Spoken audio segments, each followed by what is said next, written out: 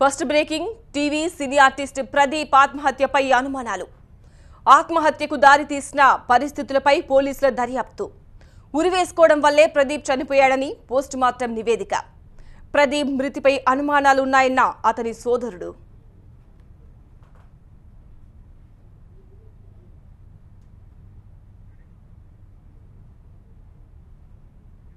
వివరాల్లోకి వెళ్తే టీవీ సినీ నటుడు ప్రదీప్ ఆత్మహత్య సంచలనం రేపుతోంది. ఆత్మహత్య చేసుకోవడానికి కారణం ఎవరు, దారితీసిన పరిస్థితులు ఏంటి అన్నదానిపై పోలీసులు దర్యాప్తు చేస్తున్నారు. ప్రదీప్ సోదరుడు మాత్రం ఆత్మహత్య చేసుకునే పిరికివాడు కాదు తన అన్నయ్య అంటున్నాడు. పలువురు జూనియర్ ఆర్టిస్టులు కూడా అనుమానాలున్నాయంటున్నారు. అయితే ఆత్మహత్య చేసుకున్న ప్రదీప్ డెడ్ బాడీకి ఉస్మానియా ఆసుపత్రిలో పోస్టుమార్టం చేశారు. ఉరివేసుకోవడం వల్లనే ఊపిరాడక మృతి చెందినట్టు ఉస్మానియా వైద్యుల ప్రాథమిక రిపోర్టులో తేలింది. ప్రదీప్ మెడపై స్వల్ప గాయాలున్నట్టు వెల్లడైంది. టీవీ సినీ నటుడు ప్రదీప్ అంత్యక్రియలు ఫిల్మ్నగర్లోని మహాప్రస్థానంలో జరిగాయి. అల్కాపురి కాలనీలోని గ్రీన్ హోమ్ అపార్ట్మెంట్ నుంచి మొదలైన యాత్రలో బంధువులు, అభిమానులు, స్నేహితులు పెద్ద సంఖ్యలో పాల్గొన్నారు. అంతకుముందు ప్రదీప్ కడసారి చూపు కోసం పలువురు బంధువులు, అభిమానులు ఇంటికి చేరుకున్నారు. కుటుంబ సభ్యులను పరామర్శించారు.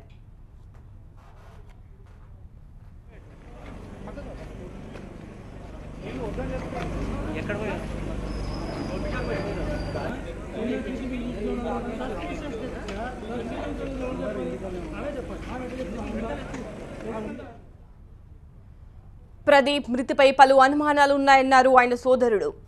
ఆత్మహత్య చేసుకునే పిరికివాడు కాదని, ఆవేశంలో కూడా ఇలాంటి పనులు చేసేవాడు కాదంటున్నారు. పోస్టుమార్టంలో మాత్రం ఏమైనా అనుమానాలు ఉన్నాయని వస్తే ఫైట్ చేస్తానంటున్నారు. నమ్మకం ఏంటంటే ప్రదీప్ సూసైడ్ చేసుకున్నంత పిరికడైతే కాదు, దాన్ని బట్టి నాకు నా అనుమానాలు ఉన్నాయి. నా నమ్మకం ఏంటంటే అలా సూసైడ్ కాకపోతే అది ఖచ్చితంగా బయటకు వస్తుంది. ఎందుకంటే పోలీసుల్ని, మీడియాని ఎవరు దగ్గర నుంచి ఎవరు తప్పించుకోలేరు. కాబట్టి నా ప్రస్తుతం నమ్మకం వచ్చి police and media. So suicide చేసుకునే పిరికాడు అయితే కాదు, అది నేను బల్లగుద్దిని ఎప్పుడైనా ఎక్కడైనా చెప్తాను. నాకు తెలిసినంతవరకు పార్టీ అయితే జరిగింది, మూడో మనిషి. కానీ పావని వదిన ఎందుకు అలా మాట్లాడుతుంది అనేది నాకైతే తెలియదు. మీరు కావాలంటే అవన్నీ అడగాలి. ఆ కొన్ని మాటలే వచ్చి నన్ను యాక్చువల్లీ మీడియా ముందు నుంచోబెట్టింది. నిజం చెప్పాలంటే నేను మాట్లాడడానికి రెడీ కాదు. కానీ ఆ మాటలు వచ్చి ప్రదీప్ సక్సెస్ని, ప్రదీప్ సాధించిన ఇంత ఇదిని వచ్చి తగ్గించేసేస్తున్నాయి. ప్రదీప్ అయితే సోషల్ డ్రింకర్, ఎప్పుడైనా అకేషనల్లీ పార్టీస్ అయితే నేను తాగుతాడు. అదేలాగా వచ్చి ఎప్పుడు తాగకంటే ఎక్కువ తాగుతాడన్నది వచ్చి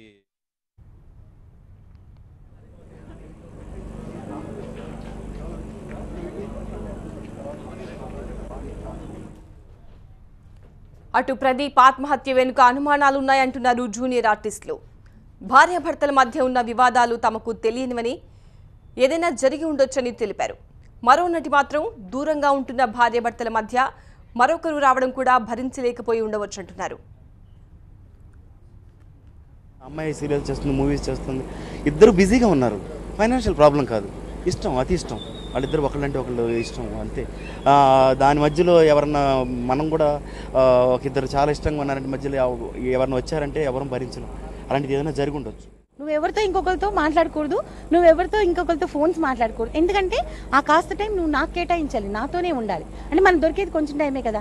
ఇది ఏమైపోతుంటే more expectation from the partner. ఎప్పుడైతే ఈ మోర్ ఎక్స్పెక్టేషన్ వస్తుందో, అది ఎప్పుడైతే ఫుల్ఫిల్ అవ్వవో ఇవన్నీ జరుగుతాయి. అయితే ప్రదీప్ ఎందుకు ఆత్మహత్య చేసుకున్నాడు? ఆ రోజు వాట్సాప్ పిక్ విషయంలో కాకుండా మరేదైనా గొడవ జరిగిందా? చిన్నపాటి కారణాలకే బాగా ఎమోషనల్ అయ్యే ప్రదీప్ ఇక్కడ కూడా అలాగే ప్రవర్తించాడా? షార్ట్ టెంపరే అతన్ని బలి తీసుకుందా అన్నది తేలాల్సి ఉంది. కేసు నమోదు చేసిన పోలీసులు అన్ని కోణాల్లో విచారిస్తున్నారు. ప్రదీప్ ఆత్మహత్య చేసుకోవడానికి దారితీసిన పరిస్థితులు ఏంటి? మరిన్ని వివరాలను మా ప్రతినిధి కృప అందిస్తారు. టీవీ సినీ నటుడు ప్రదీప్ ఆత్మహత్య ఇండస్ట్రీలో ఇప్పుడు హాట్ టాపిక్. ప్రదీప్ తీవ్ర మనోవేదనకు గురై ఆత్మహత్య చేసుకున్నాడా? భార్యాభర్తల మధ్య ఘర్షణ ఏం జరిగింది అనేది పోలీసులు ఆరా తీస్తున్నారు. మరోవైపు ప్రదీప్ పోస్టుమార్టం రిపోర్ట్ వచ్చింది. అందులో ఉరి వేసుకొని ప్రదీప్ ఆత్మహత్య చేసుకున్నాడని ఆ నివేదికలో ఉంది. మరోవైపు ఈ మొత్తం వ్యవహారంలో ప్రదీప్ భార్య పావనిరెడ్డి, అలాగే తన అన్నగా చెప్తుంది పావనిరెడ్డి, శ్రవణ్ అనే వ్యక్తిని, వీరిద్దరి పాత్ర ఏంటి అనే దానిపై కూడా పోలీసులు ఆరా తీస్తూ ఉన్నారు. ప్రదీప్ తమ్ముడు చైతన్య మాత్రం తన అన్న ఆత్మహత్య చేసుకునేంత పిరికివాడు కాదు, పోలీసులు నిజానిజాలు వెలికి తీస్తారంటున్నాడు చైతన్య. అయితే ఇప్పుడు ప్రదీప్ నటిస్తున్న సీరియల్స్ పరిస్థితి ఏంటి అనేది కూడా ఆసక్తిగా మారింది. సప్తమాత్రిక, నేను ఆయన, ఆరుగురు అత్తలు సీరియల్లో ఆయన హీరోగా నటిస్తున్నారు. మరి సన్ టీవీలో సుమంగళి అనే సీరియల్లో కూడా నటిస్తున్నాడు ప్రదీప్. మరి ఈ సీరియల్ సంగతి ఏంటి అనేది ఇప్పుడు ఆసక్తి రేపుతోంది. మొత్తం మీద ప్రదీప్ ఆత్మహత్య ఇండస్ట్రీలో ఒక షాక్ అని చెప్పాలి. నెక్స్ట్ బ్రేకింగ్లోకి వెళ్దాం. విజయవాడలో కుంగుతున్న రోడ్లు. వన్ టౌన్ వాగు సెంటర్ రోడ్డుపై గొయ్యి. కృష్ణా పుష్కరాల సందర్భంగా వేసిన రోడ్ల దుస్థితి. కాంట్రాక్టర్ల కక్కుర్తే కారణమంటున్న బెజవాడ వాసులు.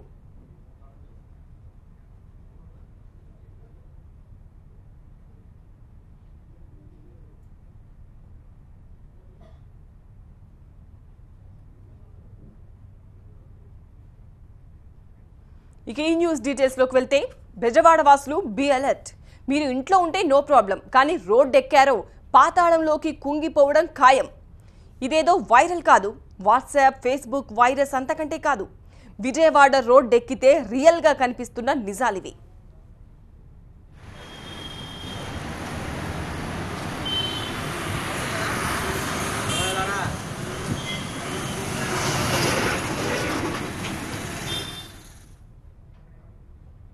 చూస్తున్నారుగా, విజయవాడలో రోడ్ల దుస్థితి ఇది.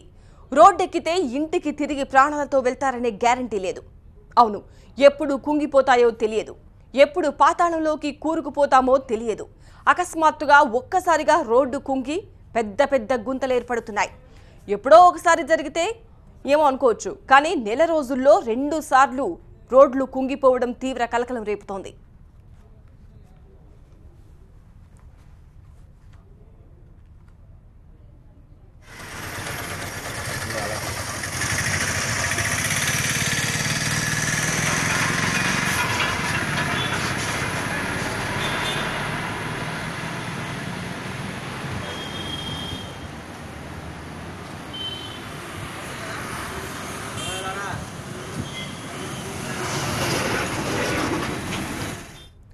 విజయవాడలో వరుసగా రోడ్లు కుంగి గుంతలు ఏర్పడడం నగరవాసుల్లో భయాందోళన రేకెత్తిస్తోంది. నెల రోజుల క్రితం వన్ టౌన్ చేపల మార్కెట్ సమీపంలో రోడ్డు కుంగిన ఘటన మరవక ముందే మరో చోట రోడ్డు కుంగింది. వన్ టౌన్ వాగ్ సెంటర్లో రోడ్డు కుంగి మధ్యలో పెద్ద గొయ్యి ఏర్పడింది.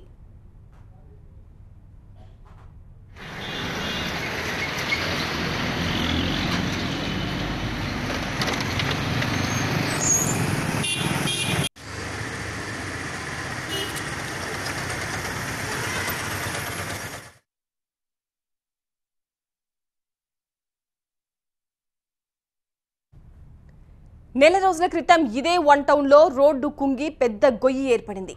రోడ్డు మధ్యలో గొయ్యి పడడంతో వాహనదారులు నివ్వెరపోయారు.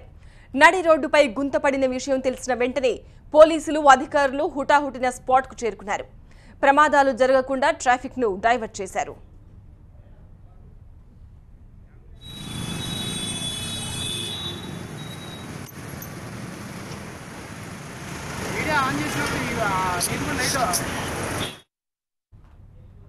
వన్ టౌన్లో నెల రోజుల వ్యవధిలోనే 2 సార్లు రోడ్లు కుంగడంతో ఆయా రోడ్లపై వెళ్లేందుకు భయాందోళన వ్యక్తం చేస్తున్నారు జనం. విజయవాడలో తాజా పరిస్థితిని మా ప్రతినిధి దీప్తి అందిస్తారు. ఇప్పుడు మనం ఉన్నాం చిట్టినగర్ ఏరియాలో ఉన్న వాగు సెంటర్ వద్ద. ఇక్కడ నుంచి చేపల మార్కెట్ దగ్గర ఉన్న గణపతిరావు రోడ్డు సరిగ్గా 1/2 కిలోమీటర్ దూరంలో ఉంది. అంటే ఒకే రోడ్డు ఒక నెల రోజుల్లోపు 2 సార్లు కుంగి రోడ్డు మీద ఇంత దారుణంగా గుంటలు ఏర్పడుతున్నాయంటే ఈ రోడ్డు మీదుగా ప్రయాణించే జనాల గుండెల్లో మాత్రం రైళ్లు ట్రక్కులు పరిగెత్తుతున్నాయని చాలా స్పష్టంగా చెప్పచ్చు. యాక్చువల్లీ మొన్న పుష్కరాలు వచ్చినప్పుడు ఈ వన్ టౌన్ రోడ్లకి సంబంధించి కొన్ని వేల కోట్ల రూపాయలు ఖర్చు పెట్టి ఇక్కడ మరమ్మతులు కంప్లీట్ చేశారు. ఎప్పటి నుంచో వన్ టౌన్ ఏరియాలో ఒకే ఒక ప్రాబ్లం, అండర్ గ్రౌండ్ డ్రైనేజ్ సిస్టంతో ఎప్పుడూ ఇబ్బందే. అటు గట్టిగా వర్షం పడినా ఈ డ్రైనేజ్ సిస్టంలో ఏమాత్రం చిన్న లీకేజ్ ఏర్పడినా సరే ఇమ్మీడియట్గా రోడ్డు మీద ఇలా గుంటలు పడుతూ ఉంటాయి. ఏమన్నా అడిగారు అనంటే మొన్న మధ్య గణపతిరావు రోడ్డు దగ్గర గుంట పడింది అని అధికారులను ప్రశ్నించినప్పుడు వాళ్ళు చెప్పిన సమాధానం ఏంటంటే దగ్గరలో ఉన్న వాటర్ ట్యాంక్ దగ్గర నుంచి ఇటువైపు ఉన్న ఏరియాస్ అన్నిటికీ వాటర్ సప్లై చేసేటప్పుడు డ్రైనేజ్ సిస్టంలో ఉన్న ఈ పైప్స్లో ప్రెషర్ ఎక్కువయ్యి పైప్ లీకేజ్ జరిగింది అంటున్నారు. మరి ఇవాళ అంటే 25 రోజులు గడవక ముందరే తిరిగి మళ్ళీ రోడ్డు మీద ఇలాగే గుంట ఏర్పడి రోడ్డు కుంగినట్లయితే ఇప్పుడు వాళ్ళు చెప్పే సమాధానం ఏంటంటే అండర్ గ్రౌండ్ డ్రైనేజ్ సిస్టంలో ఏర్పాటు చేసిన ఈ పైపులలో ఏదో పగిలిందంట, అందుకని నీళ్ళన్నీ పైకి వచ్చేసాయంట, రోడ్డు ఉబ్బినట్లుగా అయ్యి ఒక హెవీ వెహికల్ వెళ్ళిన వెంటనే రోడ్డు కుంగింది, నీళ్ళన్నీ ఒక్కసారిగా పైకి వచ్చేసాయి అని చెప్తున్నారు.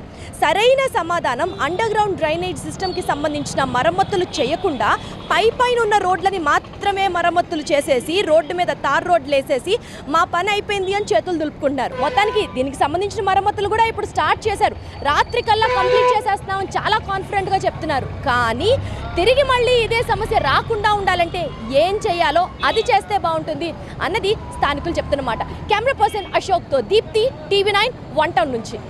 ట్రంప్ ఒత్తిళ్లకు తలొగ్గుతున్న ఐటీ కంపెనీలు, H1B వీసాలపై పెరుగుతున్న ఆంక్షలు, అమెరికన్లకు ఉద్యోగాలు ఇస్తామన్న ఇన్ఫోసిస్, 2 ఏళ్లలో 10,000 మంది అమెరికన్లను చేర్చుకుంటామన్న ఇన్ఫోసిస్. ఈ బ్రేకింగ్ సంబంధించిన డీటెయిల్స్లోకి వెళ్తే ట్రంప్ అనుకున్నదే జరుగుతోంది. ప్రెసిడెంట్ మాటే చెల్లుబాటు అవుతోంది. మన ఇండియన్ ఐటీ కంపెనీలు అమెరికన్లకే ఉద్యోగాలు ఇస్తున్నాయి. ట్రంప్ వైట్ హౌస్లో ఉన్నంత వరకు డాలర్ డ్రీమ్స్ పెట్టుకోవద్దు, ఎందుకంటే అమెరికాలో ఇక ఐటీ ఉద్యోగాలు దొరకవు, మన దేశంలో అంతంత జీతాలు ఇవ్వరు. It's going to be only America first. America first. America first అంటూ ప్రపంచాన్ని భయపెట్టిన ట్రంప్ తన రూటే సెపరేట్ అంటున్నాడు. అమెరికన్లకే ఉద్యోగాలు ఇవ్వాలి, అమెరికా ఉత్పత్తుల్నే కొనాలంటూ షరతులు విధించాడు. ఎగ్జిక్యూటివ్ ఆర్డర్పై సంతకం చేశాడు. డొనాల్డ్ ట్రంప్ విధానాలు భారత్ను దెబ్బతీస్తున్నాయి.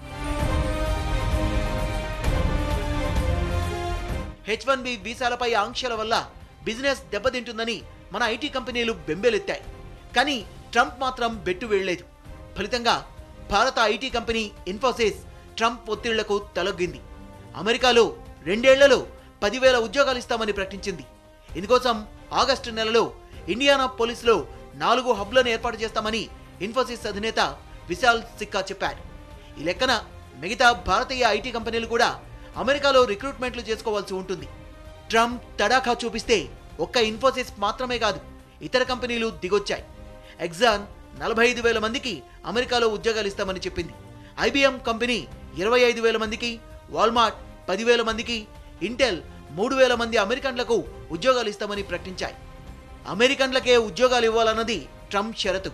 కానీ అమెరికన్లకే ఉద్యోగాలు ఇస్తే ఖర్చులు పెరుగుతాయన్నది కంపెనీల వాదన. పైగా అమెరికాలో ప్రపంచ స్థాయి టాలెంట్ లేదన్నది కంపెనీలు చెబుతోన్న మాట. ఈ నేపథ్యంలో ట్రంప్ ఉన్నన్నాళ్ళు మనం అమెరికాలో ఉద్యోగం చేసే ఆశలు వదులుకోవాల్సిందే. నెక్స్ట్ బ్రేకింగ్ లోకి వెళ్దాం. జమ్మూ కాశ్మీర్లో ఉగ్రవాదుల కోసం సైన్యం వేట. షోపియాన్ జిల్లాలో 30 గ్రామాలను రౌండప్ చేసిన ఆర్మీ. టెర్రరిస్టుల కోసం జల్లెడ పడుతున్న 4,000 మంది సైనికులు. సోపోర్లో కూంబింగ్కు అడ్డుపడిన వారిపై బాష్పవాయు ప్రయోగం.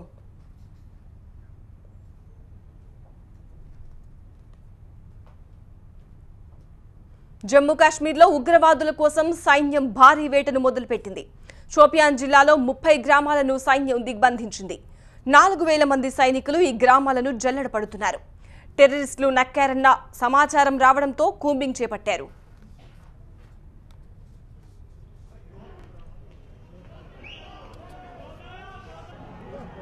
అయితే సైన్యం కూంబింగ్ను స్థానికులు, విద్యార్థులు అడ్డుకోవడంతో తీవ్ర ఉద్రిక్తత చోటు చేసుకుంది.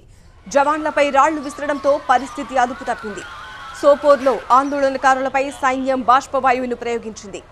అల్లర్లలో 20 మంది విద్యార్థులకు తీవ్ర గాయాలయ్యాయి.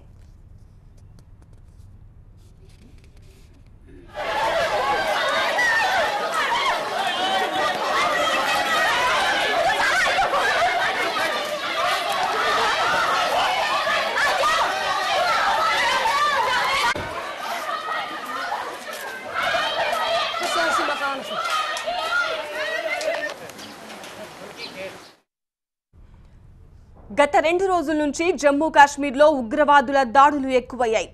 టెర్రరిస్టులు వరుసగా బ్యాంకులను లూటీ చేస్తున్నారు. దీంతో సైన్యం హై అలర్ట్ ప్రకటించింది. బ్యాంకుల లూటీ వెనుక లష్కరే తోయిబా హస్తమున్నట్టు గుర్తించారు. దోపిడీ చేసిన సొమ్ముతో ఉగ్రవాదులు భారీగా ఆయుధాలు కొనుగోలు చేస్తున్నారు.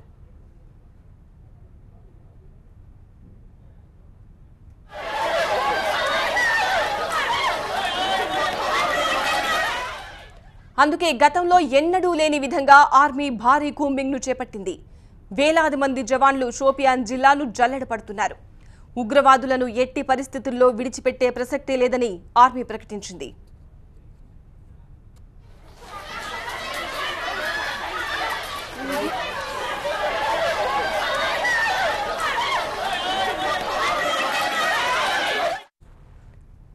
కొన్ని చోట్ల విద్యార్థులు ఐసిస్ జెండాలను, పాక్ జెండాలను ప్రదర్శిస్తున్నారు.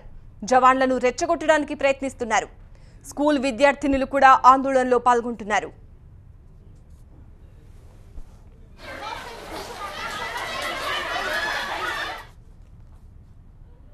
జమ్మూ కాశ్మీర్లో పరిస్థితిపై మా ప్రతినిధి మహాత్మా మరింత సమాచారం అందిస్తారు.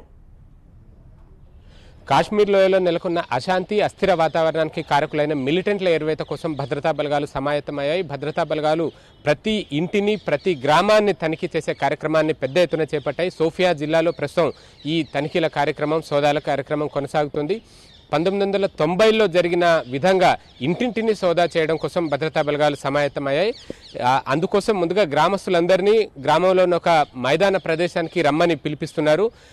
ఆ తర్వాత ఒక్కొక్క ఇంటిని సోదా చేసుకుంటూ వెళ్తున్నారు. ఎందుకంటే కాశ్మీర్ లోయలో మిలిటెంట్లు కొంతమందికి సపోర్ట్ దొరుకుతుంది. వారికి అక్కడున్న స్థానిక వేర్పాటువాదులు ఈ మిలిటెంట్లకు సహకరిస్తున్న నేపథ్యంలో మిలిటెంట్లను ఏరివేయడం అనేది సాధ్యపడట్లేదు. సివిలియన్స్కి ఏమాత్రం ఇబ్బంది కలగకుండా సివిలియన్స్ ఈ క్రాస్ ఫైర్లో గాయాల పాలు కాకుండా, బుల్లెట్ల గాయాల పాలు కాకుండా ఉండడం కోసమే తాము ఈ చర్యలు చేపడుతున్నామని భద్రతా బలగాలు చెప్తున్నాయి. కాశ్మీర్ లోయ మొత్తంగా ఈ సోఫియా, మెయిన్ చెప్పాలంటే సౌత్ కాశ్మీర్ ఏరియాలోనే ఈ రకమైన పరిస్థితి ఉందని చెప్పుకోవచ్చు. సోఫియా జిల్లాతో పాటుగా అనంతనాగ్, కుప్వాడ, అలాగే బారాముల్లా, ఈ 4 జిల్లాల్లో ఎప్పుడు కూడా ఈ తరహా వాతావరణం ఉంటుంది.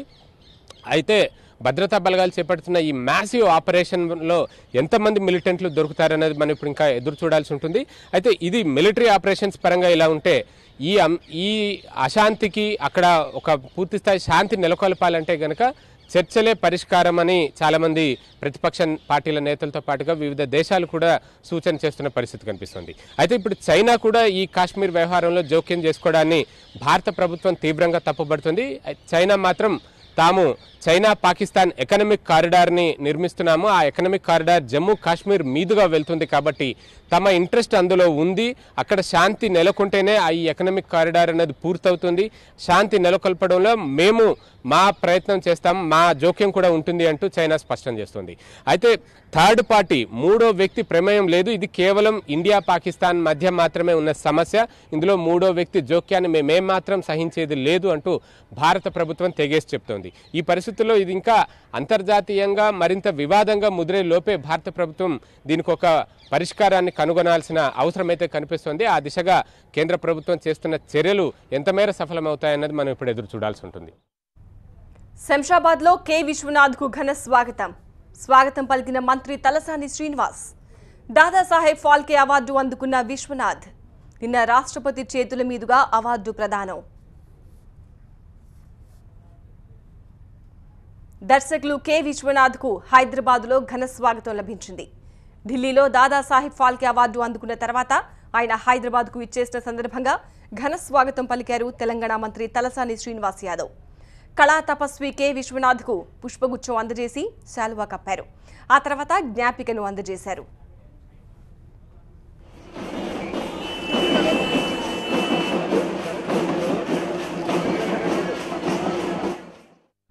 దాదాసాహెబ్ ఫాల్కే అవార్డు తీసుకున్న కళా తపస్వి కె విశ్వనాథ్కు ఆయన అభిమానులు పెద్ద ఎత్తున ఘన స్వాగతం పలికారు.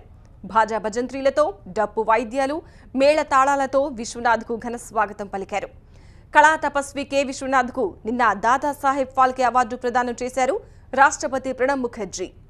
ఢిల్లీలోని రాష్ట్రపతి భవన్లో కన్నుల పండుగగా జరిగిన 64వ జాతీయ చలనచిత్ర అవార్డుల ప్రదానోత్సవంలో కె విశ్వనాథ్ను దాదాసాహెబ్ అవార్డు సత్కరించారు.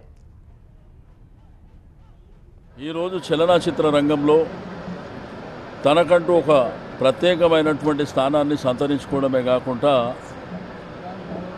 తెలుగు జాతి గర్వపడే విధంగా అనేకమైనటువంటి సినిమాలు, అంటే దగ్గర 50 చిత్రాలు నిర్మిస్తే నాకు తెలిసి చలనచిత్ర పరిశ్రమలో ఇన్ని అవార్డ్స్ వచ్చినటువంటి ఏకైక దర్శకుడు విశ్వనాథ్ గారు. రాష్ట్ర ప్రభుత్వం కూడా ఘనంగా అతి త్వరలో వారిని సన్మానం చేయడం జరుగుతుందని చెప్పి నేను ఈ సందర్భంగా తెలియజేస్తూ ఉన్నాను. తెలంగాణ ప్రభుత్వం దాదాసాహెబ్ పాల్కే అవార్డు వచ్చిన కాశీనాథ్ విశ్వనాథ్ గారికి ఇలా స్వాగతం పలకడం అనేది తెలుగు ఫిలిం ఇండస్ట్రీ ఎంత సంతోషించదగ్గ విషయం.